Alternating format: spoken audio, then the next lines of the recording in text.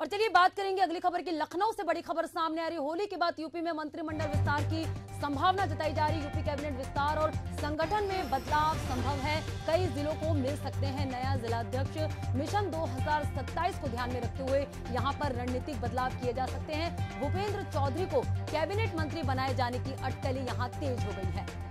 तो UP cabinet में विस्तार होने की संभावनाएं लगातार सामने आ रही है। होली के बाद कहीं ना कहीं यूपी में मंत्रिमंडल विस्तार की संभावना हो सकती है।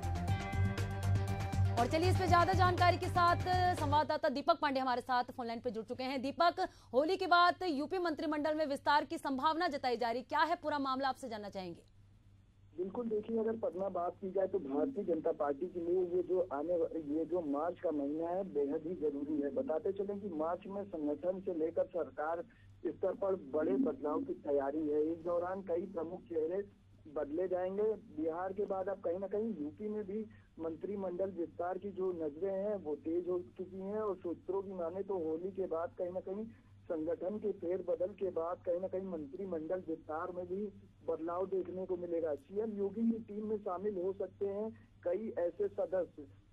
बता दें कि योगी सरकार की टीम में कहीं ना कहीं 6 से 7 नए सदस्य शामिल हो सकते हैं। मंत्रिमंडल विस्तार होने से पहले प्रदेश के कई जिलों के नए जिलाध्यक्ष भी मिल जाएंगे। इसको लेकर भी कहीं ना कहीं पार्टी की तरफ से तमाम रणनीतियां लाई गई हैं। और बताते चलें कि अलग अलग राज्यों में अलग अलग जिलों में कहीं ना कहीं सर्वे भी कराया गया कि आखिर पार्टी का जो जिला अध्यक्ष होगा, पार्टी की जो जिला यूनिट होगी, वो किस तरह से जिम्मेदारियां संभालेगा। इसको लेकर भी कहीं ना कहीं चयन प्रक्रिया किया जा रहा है। वहीं बात करें होली के बाद संगठन और सरकार स्तर पर होने वाला बदलाव मिशन 2027 को ध्यान में रखकर किया जा रहा है। पार्टी का फोकस जाति और क्षेत्रीय गुणागणित साधने पर कहीं ना कहीं पुरजोर कोशिश है। वहीं बात करें जिस तरह से अगर मौजूदा प्रदेश अध्यक्ष की बात कर ले तो भूपेंद्र चौधरी सरकार में मंत्री हो सकते हैं। वहीं लगातार कहीं ना कहीं कुछ ऐसे भी मंत्री हैं जिनके कार्यकाल को लेकर लगातार सरकार की किरकिरी हुई है। ऐसे में कहीं ना कहीं उनके विभागों को भी बदला जाना संभव है।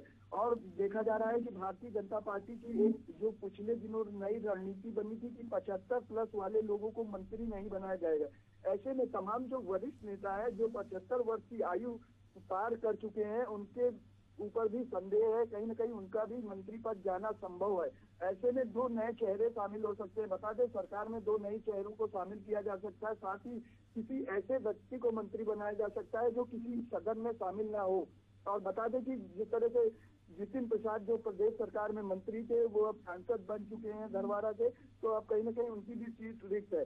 तो ऐसे में जितिन प्रसाद की जगह भी कहीं ना कहीं तमाम ऐसे चेहरों को मंत्री बनाया जा सकता है। जी बिल्कुल दीपक, तो अनुभव के साथ साथ यहाँ युवाओं को भी मौका दिया जाएगा। तो होली के बाद यूपी मंत्रिमंडल में विस्तार की संभावना जताई जा रही। यूपी कैबिनेट विस्तार और संगठन में बड़ा बदलाव देखने की संभावना यहाँ जताई गई। कई जिलों को मिल सकते हैं नए जिलाध्यक्ष और मिशन 2027 को ध्यान में रखते हुए रणनीतिक बदलाव किएंगे। सहयोगी दीपक ने पूरे मामले की जानकारी दी है कि किस तरह से जो है विस्तार होंगे और होली के बाद किन किन के नाम यहाँ पर फाइनल हो सकते हैं। शुक्रिया दीपक तमाम जानकारी हमसे जुड़ने के लिए।